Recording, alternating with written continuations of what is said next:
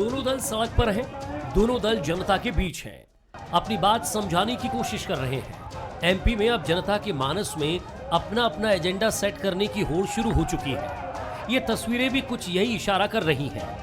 BJP अपने परंपरागत राष्ट्रवाद के मुद्दे के सहारे घर घर तक पहुंच को और मजबूत करने की कोशिश कर रही है, तो कांग्रेस की कोशिश महंगाई, बेरोजगारी जैसे बुनियादी मुद्दों के जरिए जनता तक पहुंचने की है। पूरे देश में जो बढ़ती हुई महंगाई है, बेरोजगारी है और अग्निपथ योजना की जगह से नौजवानों का प्रबल भविष्य बर्बाद करने पर मोदी सरकार उतारू है। जीएसटी खाने पे भी लगा दिया। मध्य प्रदेश में कुपोषण बहुत ज़्यादा है बच्चों के लिए, उस पर टैक्स लगाकर उनका जो दूध भी पी सकते थे बच्चे, उनको अब कुपोषण दूध से ना मिलने से घटेगा कि बढ़ेगा। तो ये कुपोषण बढ़ाओ, गरीबी लाओ, इस नीति पर भारतीय जनता पार्टी चल रही है। बीजेपी हर घर तिरंगा अभियान के जरिए लोगों के बीच अपनी पकड़ को और मजबूत करना चाहती है, या यूं कह लीजिए कि बीजेपी फिर राष्ट्रवाद के सहारे 2023 का रास्ता आसान बनाने में जुटी है। हालांकि सीएम शिवराज ने लोगों तक पहुंचने के लिए बीजेपी नेताओं को और ज्यादा एक्टिव रहने की सलाह दी है। देखो, हर एक काम सरकार पे काहे को छोड़े, इसका मतलब मैं जिम्मेदारी से नहीं बच रहा, लेकिन मेरा गांव है तो मेरी भी ड्यूटी है, मेरा प्रदेश है तो मेरा भी कर्तव्य है, मेरा देश है तो वही मेरा कर्तव्य है। सब चीज सरकार कर देगी, सरकार करेगी, लेकिन हम भी करेंगे। सरकार और समाज को जोड़ दो ना भाई, दोनों कार्यक्रम साथ साथ चलते। वृक्षारोपण तिरंगा ग्वालियर चंबल संभाग में हर पंचायत में उन्होंने किया, तिरंगा लेके वृक्षारोपण। तो अलग अलग चीजों के साथ जोड़ा जा सकता है, जरूरी नहीं कि हर चीज मैं ही बताऊं, आप भी सोचें इनोवेटिव आइडिया कोई। कुल मिलाकर बीजेपी और कांग्रेस दोनों का फोकस अगले साल होने वाले विधानसभा चुनाव पर है। यही वजह है कि दोनों दल नैरेटिव सेट करने में जुटे हुए हैं। दोनों की कोशिश जनता को रिझाने की है। खैर, देखना दिलचस्प होगा कि बीजेपी और कांग्रेस में से कौन जनता को अपनी बात समझा पाने में सफल हो पाता है। नमस्कार, मैं हूं शरद द्विवेदी और आज का हमारा मुद्दा है जनता के दरबार में। तो जनता के दरबार में जाने की तैयारी है और यही वो दरबार है जो नवाजता है तो फिर अपने ख़जाने मोहब्बत के खोल देता है, और अगर चुटकी काटता है तो ऐसी चुटकी काटता है कि 5 साल के लिए फिर सत्ता से दूर कर देता है। आप सत्ता में हैं तो चुनौती है, विपक्ष में हैं तो चुनौती है। चुनौती तभी समाप्त होती है जब आप जनता के दिल में प्रवेश का मार्ग तलाश लेते हैं, और वो रास्ता है भरोसे का, विश्वास का और ईमानदारी और सच्चाई का भी। तो दोनों ही राजनीतिक दलों की कोशिश है कि 2023 के रण में वो एक बार फिर जब जाएंगे जनता के लिए उनका मन जीतने के इरादे से, तो जनता को कहीं ना कहीं गहराई तक प्रभावित कर सकें, ऐसी कोशिशें उनकी होंगी। और इस कोशिश में दोनों की अपनी अपनी रणनीति है। अगर आप बात करें शुक्रवार की, तो पूरे देश में कांग्रेस कार्यकर्ता और नेता सड़क पर थे, नज़र आए, और उनका दावा था कि महंगाई जिस तरह का तथाकथित एकाधिकारवाद है, सुनी नहीं जा रही है। और इसी के पीछे एक स्वर ढका छुपा या खुलकर ये भी था कि नेहरू गांधी परिवार के नुमाइंदों के खिलाफ ईडी या इस तरह की जो कार्रवाई चल रही है उसका विरोध है। लेकिन बीजेपी और समीक्षक इसको इस रूप में भी देखते हैं कि ये मुख्य तौर पर नेहरू गांधी परिवार के जो प्रतिनिधि हैं, सोनिया जी और राहुल जी, उनके खिलाफ जो ईडी की कार्रवाई है वो एक बड़ा मसला था, और उसके साथ महंगाई और तमाम मसलों को जोड़कर कांग्रेस के कार्यकर्ता सड़क पर निकले। लेकिन कार्यकर्ताओं में जोश इसलिए ज़्यादा था, ऐसा समझा गया कि उनके नेताओं के खिलाफ जो कार्रवाई हो रही है उसका क्षोभ और उसका जो आह्वान था उसके खिलाफ वो भी नजर आया। बीजेपी का भी यही आरोप था कि ये नेहरू गांधी परिवार के खिलाफ कार्रवाई से कांग्रेस का कार्यकर्ता और नेता हड़बड़ा गया है और सड़कों पर उतर आया है। और बीजेपी अपने पारंपरिक मोड पर है, चाहे राष्ट्रवाद की बात करें, तिरंगा अभियान की बात करें, आज़ादी के अमृत महोत्सव पर वो इसी शैली में आगे बढ़ रही है। देखते हैं कि दोनों की ही ये कोशिशें कितनी असरदार साबित होती हैं, कितनी रंग लाती हैं। आज इसी पर हम बात करेंगे। जो मेहमान हमारे साथ हैं उनसे मिल लीजिए। दिनेश गुप्ता जी हैं, वरिष्ठ पत्रकार, राजनीतिक विश्लेषक, बहुत स्वागत है दिनेश जी। अवनीश बुंदेला जी हैं, युवा नेता, प्रवक्ता कांग्रेस के, उनका बहुत स्वागत है। और पंकज चतुर्वेदी जी हैं हमारे साथ, बीजेपी के वरिष्ठ नेता, मोटिवेशनल स्पीकर, लेखक, पर्यावरण संबंधी विषयों पर, तमाम विषयों पर खूब लिखते हैं, बहुत स्वागत है उनका भी। दिनेश जी, कैसे देखते हैं आप ये जो कोशिशें दोनों ही दलों की हैं जनता के दरबार में जाने की और जनता के दिल तक पहुंचने की? दोनों के ही अपने अपने रास्ते हैं और तरीके भी लगभग पारंपरिक ही मैं कहूँगा। सोनिया गांधी, राहुल जी को लेकर जो ईडी की कार्रवाई है, नेशनल हेराल्ड इशू को लेकर, वो एक बड़ा मसला माना गया। हालांकि महंगाई और तमाम मसलों का भी दावा था कांग्रेस के प्रदर्शन में। दूसरी तरफ बीजेपी का अभियान, उसकी अपनी सोच के अनुसार राष्ट्रवाद, तिरंगा, कैसे देखते हैं आप? शरद जी, जो ऐसा लगता है कि बीजेपी राष्ट्रवाद तो अपना उनका जो परंपरागत एक मुद्दा है वो तो है ही, इसके साथ वो करप्शन को एक बड़ा मुद्दा मुझे लगता है कि वो बनाना चाहती है। और ये केवल 2022 के विधानसभा चुनाव, 23 के विधानसभा चुनाव नहीं, वो 24 तक की उसकी तैयारी है, लोकसभा चुनाव तक की। वो जो भी आज इस वक्त जो हम देख रहे हैं, पूरा दोनों राजनीतिक दलों की गतिविधियाँ, वो 24 भी उसमें लोगों के जहन में है। आप इसलिए देखिए ना कि यदि बंगाल में अब एक ईडी बड़ी कार्रवाई करता है और कैश मिलता है, तो ये दावा तो थोड़ा सा कमज़ोर हो जाता है ना कि केवल कांग्रेस पार्टी के खिलाफ या विरोधियों के खिलाफ कार्रवाई कर रही है ईडी उनको, क्योंकि यदि नहीं मिला होता कुछ तो एक हो जाता है। लेकिन अभी तक जैसे दूसरे मामलों में बहुत सारे तथ्य अभी तक सामने नहीं आए जो विरोधियों के खिलाफ हो रही है, तो थोड़ा सा अभी बहुत सारे जो होगा उस जो मुद्दा बनाना चाहती है पार्टी, भ्रष्टाचार का जो मुद्दा बनाना चाहती है, उसके लिए उसे बहुत अभी गोले बारूद की ज़रूरत है। क्योंकि जो सामने राजनीतिक दल है वो उससे ये बिल्कुल ये खंदक की लड़ाई है, आखिरी लड़ाई है कांग्रेस पार्टी से। यदि इस लड़ाई में भारतीय जनता पार्टी सफल हो जाती है तो उसके आगे के कई साल की राह आसान हो जाएगी। ये ग्राउंड उसी का तैयार हो रहा है। अवनीश जी सर जी, हम तो ये मानते हैं कि वर्तमान में महंगाई से जनता त्रस्त है, परेशान है। मैं तो ऑन स्क्रीन आप लोगों से ही पूछना चाहूँगा, आप खुद अगर महसूस करेंगे, आपका परिवार गृहिणी महसूस करेंगे, तो समझ में आ गया कि महंगाई किस स्तर पर है। और सर जी, मैं ये मानता हूँ कि भारतीय राजनीति में जितने राजनीतिक मूल्यों का पतन पिछले 8 साल में हुआ सर, उतना कभी नहीं हुआ। ऐसा कभी नहीं देखा गया कि जो सरकार महंगाई के मुद्दे पर हम स्वीकार करते हैं कि हमको जनता ने नकारा था शरद जी 2013 में, क्योंकि हम में कुछ कमियां रही होंगी। जो भी भ्रष्टाचार की भी बात आ रही है, हम बाद में भले ही भ्रष्टाचार नहीं निकला, लेकिन हमने फिर भी अपने 7 केंद्रीय मंत्री कुर्बान किए, उनके इस्तीफे लिए ताकि निष्पक्ष जांच हो पाए। आप देखें, आदर्श सोसाइटी घोटाले में हमने 3 अपने मुख्यमंत्रियों के इस्तीफे लिए शरद जी, लेकिन आज 8 साल से काबिज हैं। तो भ्रष्टाचार की जो बात है वो कहीं नहीं है, ये भ्रष्टाचार से प्रोपेगेंडा बने। क्योंकि ईडी की जो कार्रवाई सर जी वो इसलिए है कि विपक्ष शांत रहे, विपक्ष कुछ बोले ना, विपक्ष शून्य हो जाए। आप सर जी आज देखें, आज हमने जो प्रदर्शन किया, क्या वो महंगाई के ऊपर प्रदर्शन नहीं होना चाहिए? सही बात है साहब कि आपने दूध और दही पर भी जीएसटी लगा दिया, और ये बात सही है कि अब जब आप जनता की थाली में से उसका निवाला छीनने वाली स्थिति आ गई सर जी, ये बात सही है। कुपोषण में आप देखें तो हमारा श्योपुर जिला विश्व में नंबर 1 आता है, अगर आप देखें वहाँ पर। तो उसके बाद अगर आप देखें ये जो मतलब उस पर भी अगर 5%, 10%, 18% जीएसटी लगा रहा जी, तो ये कहीं ना कहीं साबित होता है कि महंगाई, अब कहते हैं ना, अब पानी सर के ऊपर जा चुका है। और ठीक है, आप हमको मालूम है, ये जो आप राष्ट्रवाद का राग अलाप रहे हैं तिरंगे के नाम पर, जनता सब जानती है, जनता को सब याद है। जनता को वो भी याद है, सामने पंकज जी बैठे हैं, कि अभी 3 साल पहले आप ज्योतिराज सिंधिया को लक्ष्मीबाई का हत्यारा मानते थे, जनता को याद है। जनता को यह भी याद है शरद जी कि आप तिरंगे का 82-83 तक अपमान करते रहे, तिरंगे को आपने कभी राष्ट्रीय ध्वज स्वीकार नहीं किया। जनता की याददाश्त इतनी वीक नहीं है। हाँ, ये बात है कि जनता बड़ी भोली होती है, जनता कई बार हो सकता है कुछ निर्णय इधर उधर हो जाते हैं शरद जी, मैं ये नहीं कह रहा कि क्या गलत क्या सही, लेकिन शरद जी ये बात आपको स्वीकार करना पड़ेगी, जनता की वर्तमान में जो महंगाई शरद जी, उसका स्तर अब सहन शक्ति सीमा से बाहर हो गई है। आप डीजल देख लें, पेट्रोल देख लें, आप तो खाने का तेल देख लें। हमने कभी सोचा था 300 रुपये प्रति लीटर सरसों का खाने का तेल हम खरीदेंगे? तो ये स्थिति शरद जी है। और आप सबसे खास बात आप देखें, खाने पीने की जो बेसिक चीज़ों पर जो जीएसटी लगाया है, मुझे लगता है वो बहुत ही भयावह है।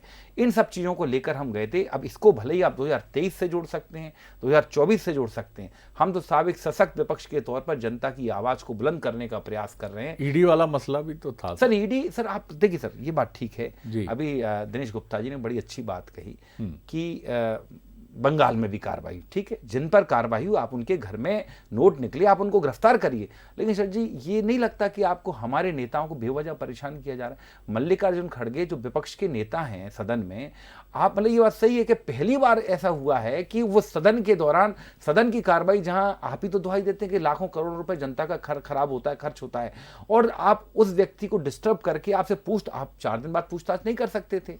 इससे साबित होता है कि कहीं ना कहीं बदले की भावना से कार्रवाई की जा रही है। तो नेशनल हेराल्ड के नाम पर बार बार ये राजनीति कर रहे सर जी, हमें गर्व है कि नेशनल हेराल्ड वो पेपर है जिस पर अंग्रेजों ने प्रतिबंध लगाया था 3 साल के लिए। ठीक है पंकज जी देखिए शरद जी, कुल मिलाकर सारांश सिर्फ इतना सा है कि पूरी कांग्रेस पार्टी राष्ट्रीय स्तर पर इसलिए बिलबिलाई हुई है कि कांग्रेस पार्टी के जो मालिक हैं फिरोज गांधी जी का परिवार, नेहरू फिरोज गांधी परिवार, उस परिवार पर पहली बार भ्रष्टाचार के आरोप प्रथम दृष्टया प्रमाणित हुए। बहुत सीधा सा खेल है शरद जी नेशनल हेराल्ड का। नेशनल हेराल्ड पर 80 करोड़ का कर्ज था, 50 लाख रुपए नेशनल हेराल्ड को कांग्रेस पार्टी देती है। नेशनल हेराल्ड बदले में यंग इंडिया नाम की कंपनी, जिसमें 80% के लगभग हिस्से राहुल जी सोनिया जी के हैं, उनको अपना स्वामी मान लेती है। और नेशनल हेराल्ड की, नवजीवन की, कौमी आवाज, 3 अखबारों की ओवरऑल प्रॉपर्टी पूरे देश में 5,000 करोड़ की है। तो 80 करोड़ का कर्ज कोई भी एक छोटी सी प्रॉपर्टी बेचकर चुका सकते थे, लेकिन उस पर कब्जा करना था किसको? उस कंपनी को जिसका नाम रखा यंग इंडिया। कह रहे महात्मा गांधी जी का अखबार 90 साल से उसकी सुधली वो बंद हो गया, 1919 का अखबार। मतलब आप देखिए किस प्रकार की निचले स्तर की राजनीति करते हैं। कंपनी का नाम रखा यंग इंडिया। मालिक कौन? 38% के मालिक राहुल जी, 38% की मालिक सोनिया जी, सीईओ मल्लिकार्जुन खड़गे साहब उसके।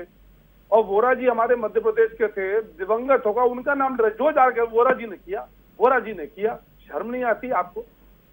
एक दिवंगत राजनेता वोरा जी, जिनका पूरा ईमानदारी का इतिहास है, जिनके नाम की दिनेश जी और आपने तो शरद जी उनके साथ बहुत काम किया वोरा जी के साथ। 25 वो व्यक्ति जिसने चंदे के पैसे वापिस किए हों, 25 पैसे का दागदार नहीं है, उसको ये लोग कांग्रेस के नेता अपनी जान बचाने के लिए मोतीलाल वोरा जी का नाम बदनाम कर रहे हैं। और आज ही प्रदर्शन ईडी को लेकर था। बात करते हैं महंगाई की, सदन में चर्चा थी, तब राहुल गांधी जी कहां थे? क्यों नहीं चर्चा में भाग लिया सदन में? बहुत स्पष्ट तौर पर सदन में चर्चा थी, लोकसभा राज्यसभा, सूचना थी, चर्चा होगी, तब राहुल गांधी जी वहां क्यों नहीं बोलते? जब सदन में चर्चा होती है तब अज्ञातवास पर चले आते हैं, कहां जाते हैं वो जाने। और आज उनका बयान जारी कर रहे हैं, ये ढांचा मुझे दे दो, मैं चुनाव जीत के बताऊंगा। भाई साहब, ढांचे से नहीं सांचे से, पार्टी का सांचा राहुल गांधी जी, उसको ठीक करना पड़ेगा, उस पर काम करिए। और आप क्या समझ रहे हैं? ईडी न्यायालय है क्या? ईडी प्रमाणों के साथ न्यायालय में दस्तावेज प्रस्तुत करती है। सुप्रीम कोर्ट ने भी ईडी के उस नियम किसने बनाए शरद जी? 2012 में इन्होंने, चिदम्बरम जी मंत्री थे, उन्होंने ईडी के नए नियम बनाए, जहां ईडी को आउट ऑफ टर्न बहुत सारे पावर दिए गए। तो कांग्रेस के नियम थे, हम तो उनकी बात नहीं कर रहे। जी, क्या आप मानते हैं कि मुद्दों की तरफ मैं लौट रहा हूं, जो हमारा कोर इशू है कि आप जनता के दरबार में जाएंगे, आपका मुद्दा क्या होगा? क्या किस मसले पर आप जाएंगे? सबसे महत्वपूर्ण बात यह है। और क्या उसमें आप ये जो नेहरू गांधी परिवार पर नेशनल हेराल्ड इशू में जो जी नेहरू फिरोज गांधी जी, मुझे शर्त जी देखिए, जिस तरह के पंकज जी का हम सम्मान करते हैं, वो एक अच्छे लेखक के विचार लीजिए, पहले उनको सुन लीजिए। फिरोज गांधी आप देखिए, राजीव गांधी जी के नाम के आगे आप लगाइए राजीव फिरोज गांधी, राहुल गांधी जी के नाम के आगे लगाना है तो अब राजीव गांधी जी का नाम। मुझे शब्द पर आपत्ति पंकज जी, आपका हम बड़ा सम्मान करते हैं, आप बहुत अच्छे विचारक हैं, लेकिन ये आपके नाम को शोभा नहीं देता। आई एम सॉरी, हम कहें स्मृति जुबिन ईरानी सर, पंकज जी मैं क्षमा चाहूंगा बड़ी विनम्रता पूर्वक, लेकिन आपकी शब्दावली पर मुझे और आपत्ति है। अरे सर, जनता को समझने दीजिए,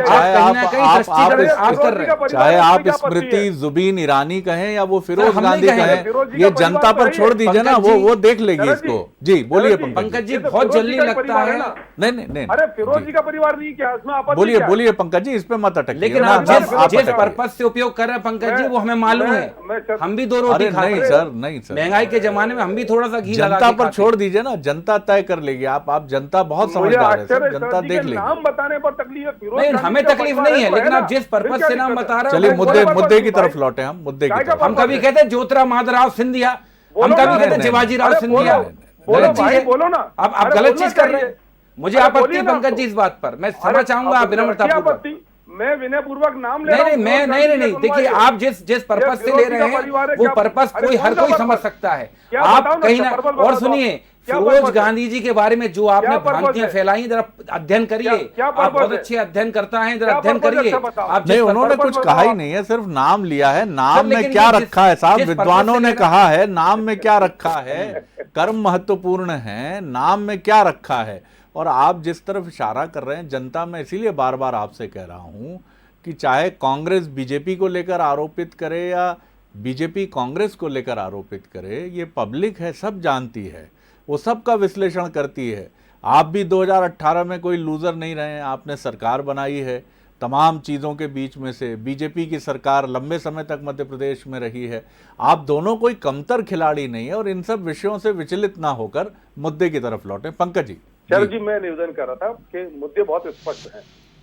आदरणीय प्रधानमंत्री जी ने बहुत स्पष्ट किया कि देश में परिवारवाद और राष्ट्रवाद के बीच जो संघर्ष है उसमें भारतीय जनता पार्टी राष्ट्रवाद के साथ है। हम भ्रष्टाचार को सहन नहीं करेंगे, और परिवारवाद के आधार पर आपने इस मध्य प्रदेश में देखा कि लोगों को टिकट नहीं मिली या भारतीय जनता पार्टी का चुनाव चिन्ह जाना था। अब बहुत स्पष्ट है शरद जी कि यदि हम तिरंगे की बात करते हैं, आप देखिए कि आपत्ति किसकी, कांग्रेस की, कि भारतीय जनता पार्टी घर घर तिरंगा अभियान क्यों निकाल रही है। हमने क्या ये कहा कि कांग्रेस के घर नहीं जाएंगे, या भाजपा का तिरंगा अभियान? ये भारत सरकार का तिरंगा अभियान है, और तिरंगा हर भारतीय का है, चाहे वो कांग्रेसी हो, भाजपा हो, किसी भी विचारधारा का हो, और सबको तिरंगे की बात करना चाहिए। उस पर आपत्ति कि तिरंगे की बात भारतीय जनता पार्टी कैसे कर रही है, इनका राष्ट्रवाद ये है वो है। राष्ट्रवाद भारतीय जनता पार्टी की राजनीतिक विचारधारा का अविभाज्य अंग है, था और है। हमारा मूल उद्देश्य मां भारती का परम वैभव प्रथम है। पहले, सबसे पहले देश, फिर राजनीति, फिर दल, उसके बाद आएगा। अब ये कांग्रेस को ना समझ आए, इनका विवेक है। हम तो ये जानना चाहते हैं कि राहुल गांधी जी बताएं कि मेरे हवाले ढांचा कर दो, मैं चुनाव जीतूं, उनसे उनका क्या आशय था? कौन से ढांचे की बात कर रहे हैं वो, किसकी बातचीत कर रहे हैं? क्यों उनको आज तक न्यायालय ने जमानत दी? स्पष्ट करें कि 50 लाख देकर 5,000 करोड़ की नेशनल हेल्थ की प्रॉपर्टी हड़पने का षड्यंत्र क्यों किया राहुल गांधी जी ने? यंग इंडिया में किसकी किसकी हिस्सेदारी है? मल्लिकार्जुन खड़गे कौन है? देना चाहिए उत्तर। आशीष, अवनीश जी बताइए। सर स्पष्ट है, सर मुद्दों पर ही रहे हम, लेकिन जी देखिए सर स्पष्ट है। जैसे इन्होंने नेशनल हेराल्ड के बारे में पूछा, तो मुझे सर उसके बारे में 2 शब्द कहना बोलिए बोलिए। सर नेशनल हेराल्ड वो अखबार है सर जिसने इस देश की आज़ादी में सहयोग किया है। सर 3 उस समय अखबार थे, नेशनल हेराल्ड था, और एक कोई उर्दू अखबार भी था, एक हिंदी अखबार भी था। तो सर हम ये मानते हैं सर कि उस अखबार ने देश की आज़ादी में सहयोग किया है, शहादतें दी हैं। और सर अगर आपको लगता है, हम तो साफ कहते हैं सर 90 करोड़ का जो लोन था सर, आप चेक करिए ना। अगर सर मैं साफ बता रहा हूं, अगर उसमें कहीं 1 रुपए का इधर हेर फेर होता, अभी तक राहुल गांधी जी अरेस्ट हो चुके होते। ये तो कहीं ना कहीं परेशान करने की स्थिति है। जो कई सारे उसमें कर्मचारी थे शरद जी, वो कर्मचारी उनके परिवारों को पालने के लिए, उनके परिवार के लालन पालन के लिए हमने वो सेटलमेंट किया है। उनको जो जिनकी तनख्वाहें कई सालों, क्योंकि अखबार तो दम तोड़ चुका था शरद जी। और आप देखें, young India non profitable company है, और आप जानकारी सरकार आपकी है। अगर यहां पर कोई प्रॉपर्टी आपको दिख रही है कि है नेशनल हेराल्ड की, तो चला दीजिए बुलडोजर। आप तो वैसे ही आप लोग बुलडोजर की स्टीयरिंग लिए घूमते हो, आपके विधायक मंत्री, आपके मुख्यमंत्री क्यों, किस बात का इंतजार कर रहे हैं? अभी भी आप देखें जितने राज्यों में लगता है हमारी सरकार तो 3-4 राज्यों तक ही सीमित है। चला दीजिए पंकज जी बुलडोजर, आपके पास तो स्टीयरिंग है ना बुलडोजर की। क्यों ये आडंबर कर रहे हैं? हम तो महंगाई के ऊपर धरना प्रदर्शन करते रहेंगे, और आपको बुरा लगता है आप ईडी को ले आइए, सीबीआई को ले आइए, मिलिट्री चढ़वा दीजिए। हम डरने वाले नहीं पंकज जी, जो राहुल गांधी जी ने कहा है मुस्तैद हैं। दिनेश जी, बहुत साफ सवाल है आपसे। कई बार हम देखते हैं कि जो पॉलिटिकल जंग, राजनीतिक लड़ाई, सियासी जंग होती है, वो कई बार ऐसे इश्यूज़ पर हो जाती है जो दरअसल इशू कितना होता है ये वक्त बताता है। मैं नहीं कह रहा हूँ कि ये जिस विषय को लेकर ईडी की कार्रवाई हो रही है उसमें कुछ दम नहीं है, ये तो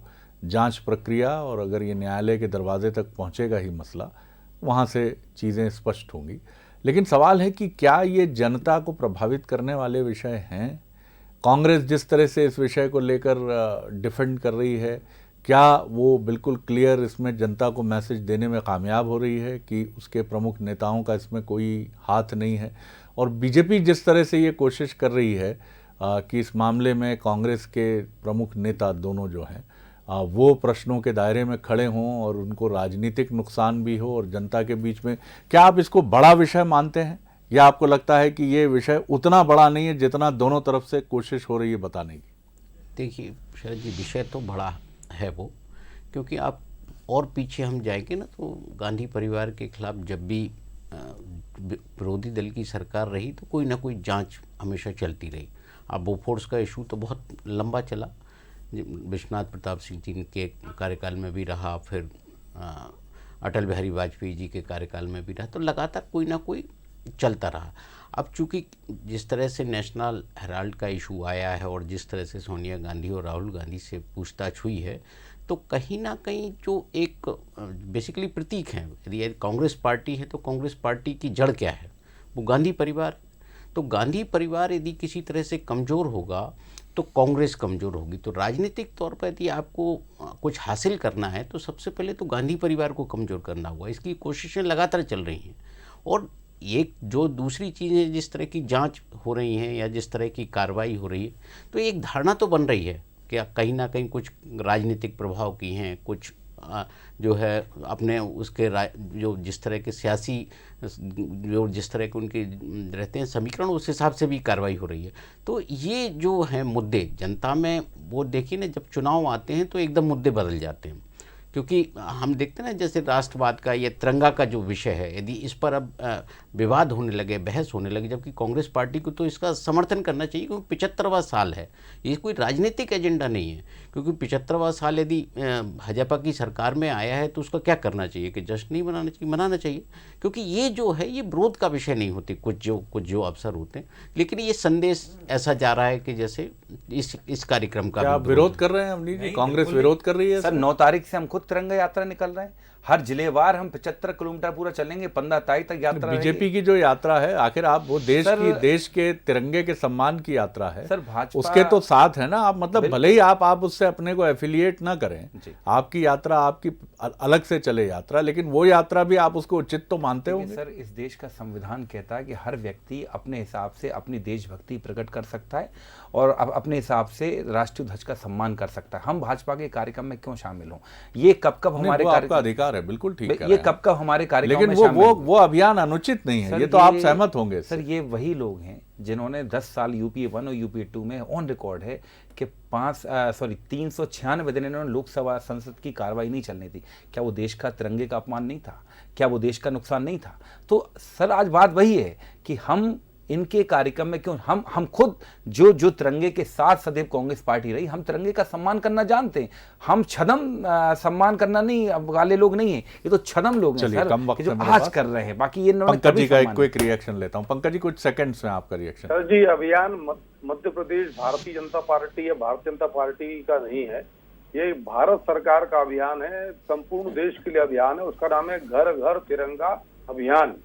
किसी दल विशेष को विचारधारा विशेष के आधार पर नहीं, और जैसा मैंने आग्रह किया कि ये तिरंगा तो हर भारतीय 135 करोड़ भारतीयों की मान सम्मान अस्मिता का प्रतीक है, तो उसमें भेदभाव कैसा? आप अपने आयोजन खूब करिए, हम भी चाहते हैं कि जितने आयोजन तिरंगे पर हो उतने कम है, पर यदि सरकार का आयोजन है तो उसको ये कहकर विरोध ना करें कि वो भारतीय जनता पार्टी का आयोजन है। देश के 75 वर्ष पूर्ण, जैसा दिनेश जी ने कहा, और ये हमारा नैतिक दायित्व है। यदि अमृत वर्ष है, 75 वर्ष हमारी स्वतंत्रता के पूर्ण हुए, तो तिरंगे के मान सम्मान अस्मिता स्वाभिमान को और ऊंचा किया जाए, उस पर सरकार काम कर रही है। हम भाजपा के कार्यकर्ता उसमें सहयोग कर रहे हैं। चलिए, सबसे महत्वपूर्ण बात यह है कि क्या दोनों दल जिन मुद्दों को लेकर अभी मैं कह रहा हूं कि राष्ट्रीय परिप्रेक्ष्य में, चाहे ये ईडी का मसला हो या फिर राष्ट्रवाद का बीजेपी का मसला हो, इन मसलों के साथ उनके जो प्रमुख मुद्दे होंगे उनको लेकर अगर वो आगे बढ़ेंगे तो क्या इसी के साथ आगे बढ़कर ही वो सफल हो सकते हैं? 2014 में बीजेपी के एजेंडा में ईडी और नेशनल हेराल्ड नहीं था, लेकिन ये उसकी जीत में कोई बाधा नहीं बना। अक्सर कई बार राजनीति में जैसे जैसे सफ़र आगे बढ़ते हैं वैसे वैसे इस तरह की चीज़ें, क्योंकि जिस तरह से जब यूपीए की सरकार थी और उस समय नरेंद्र मोदी जी गुजरात के मुख्यमंत्री थे और जो घटनाक्रम गुजरात के थे उसको लेकर जिस तरह एक के बाद एक जांचें, तमाम चीज़ें चलती रहीं, उसका लोगों के मन में कितना इम्पैक्ट रहा? क्या उसका बीजेपी को और नरेंद्र मोदी जी को नुकसान हुआ या फ़ायदा हुआ? ये जनता के ऊपर हम छोड़ते हैं ये बात। और उसी तरह ये जो मसला है इसको लेकर आप स्थितियां दूसरी हैं। अब बीजेपी सत्ता में है, कांग्रेस विरोध में है। जनता के मन में जो विषय जाते हैं वो मुख्य तौर पर विषय जाते हैं उसके वेलफेयर से जुड़े हुए, देश के वेलफेयर से जुड़े हुए, एक बहुत साफ कंसाइंस के साथ आगे बढ़ने की बात करना, जैसा बीजेपी ने एक नज़रिया 2014 और बाद में भी प्रस्तुत किया, चाहे वो राम मंदिर का मसला हो या कश्मीर के परिप्रेक्ष्य में 370 का मसला हो या कुछ बड़े आर्थिक सुधारों की बात हो, जीएसटी या नोटबंदी, उनकी आलोचना भी हुई। ये तमाम मसले जनता को पसंद आते हैं क्योंकि जनता ये मानती है कि इसमें कोई राग द्वेष नहीं है, ये देश के हित में लिए गए बड़े फैसले हैं और अगर कभी इनका कोई राजनीतिक विरोध हुआ है तो वो राजनीतिक विरोध था। लेकिन भ्रष्टाचार के मुद्दे पर आपस में उलझना कितना फ़ायदा देगा ये ज़रूर वक्त बताएगा। दिनेश जी बहुत शुक्रिया अवनीश जी बहुत शुक्रिया, पंकज जी आगे देखिए। छत्तीसगढ़ आज का मुद्दा महंगाई पर रोष, ईडी पर आक्रोश। नमस्कार।